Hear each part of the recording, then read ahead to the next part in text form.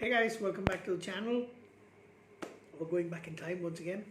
So I've been watching I would say rewatching a lot of films, um, mainly because I want to watch them, also because I want to do reviews for them.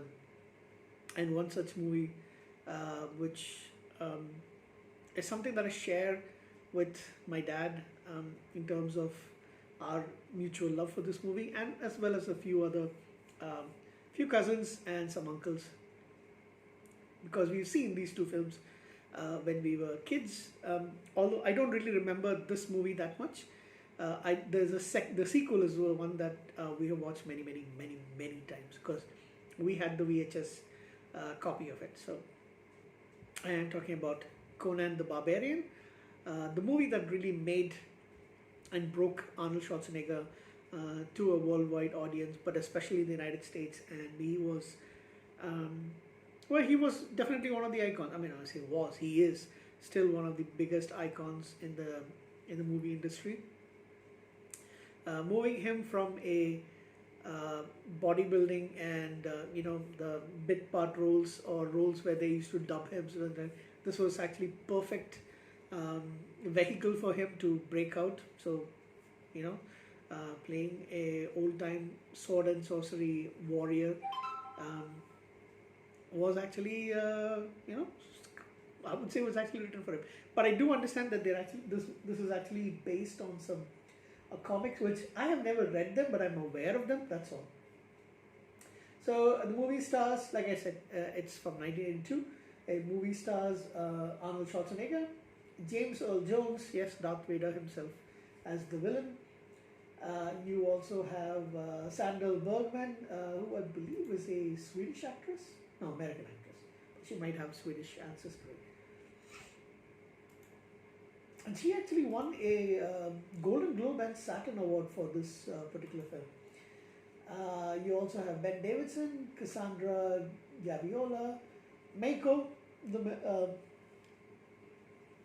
who plays the magician, and Max von Sydow as the king, as a king, sorry. So Conan is basically from the people known as the Cimmerians, and his father teaches him how to they do are basically blacksmiths, and tells him a lot about the swords and all that stuff. When he was still a child, a band of raiders headed by Tulsa Doom. That is a fantastic name for a villain. I think they should actually use it for a Marvel comic villain or something like that. But yeah, Tulsa Doom. They massacre the Cimmerians, kill all the men and women, and they take the children and take them for slavery, basically. They are sold to slavery, and they're working in basically a large mill called the Wheel of Pain. Conan is one of the only survivors from that camp. He from his tribe basically, and he goes on to become a very strong, well-built, almost no body hair, muscular man. And his master basically trains him to become a gladiator after he wins many wars. He wins many fights, including his basically his some of the spoils that he gets is women that he can have sex with. He is given his freedom, and he retrieves an ancient sword, and then sees a prophetic witch, and then in a hut, who seduces him, and then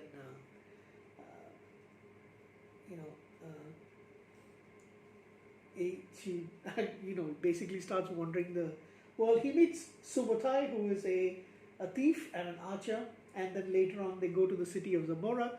They find a female equivalent of this called Valeria, who Conan and her are bound to be romantic partners pretty soon.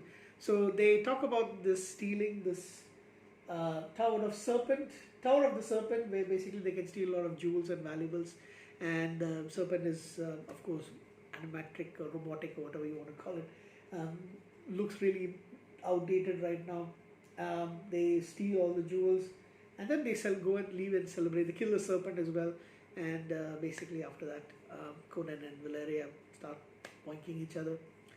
They are caught by the king of uh, King Osric, and he asks them to rescue his daughter, Princess Yasmina, from the basically it's a cult headed by Tulsa Doom, and he is known to have this kind of manipulating on almost seductive powers of where they all think that he is a chosen god or something like that. So Valeria tells him not to go. Conan knows that Tulsa Doom is the one who killed his parents, so he goes alone, infiltrates them, but he's captured, tortured, and left for dead. He's supposed to be crucified at a tree, but Akiro, played by Mako, who's a friend of his, is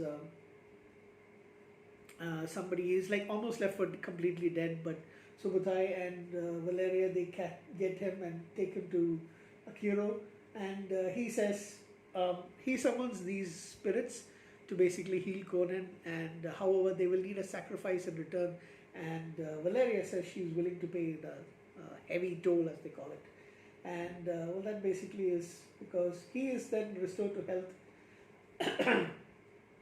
The spirits are chased away. They go back, and the cult are basically in this kind of a cannibalistic style of orgy and things like that. They attack, they flee with the princess, but later on there is a fight between them. Valeria is killed by Tulsa Doom with an arrow and a snake or something like that, and she dies in Conan's arms. These two have a fight, and in the end,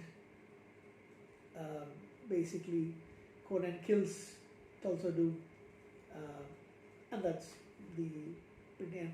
He takes he destroys the entire temple, and then takes Princess Yasmina, returns her to her father, and that's ends the movie about Conan the Barbarian. So yeah, it's a pretty adventurous sword and sorcery kind of film.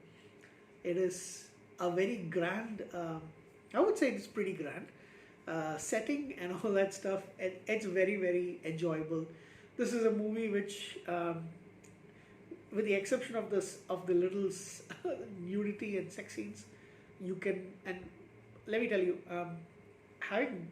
because we were in Kuwait when I was younger, the versions that they would show on TV would have these kind of scenes, even kissing scenes, cut, heavily censored. So I don't, in the VHS tapes that we had, possibly, I don't remember this one, but definitely the scenes would not have been there.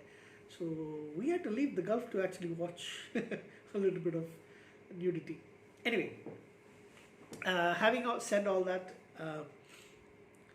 I think it is a little bit slower than the sequel. However, most people seem to prefer this one. I am actually a fan of the second movie a lot more, possibly because that's the one I've watched, kind of grew up with, to be honest. I've seen it numerous times on VHS. So, yeah, what can you say? But this is definitely an iconic movie for that genre of films, and definitely it broke Arnold Schwarzenegger. And for that reason, it will definitely be high on my list of awesome movies to watch, rewatch again and again. And as far as sword and sorcery and fighting, those kind of style happens, this is actually one of my favorites. I'll be out right now. So that's basically it about this particular film.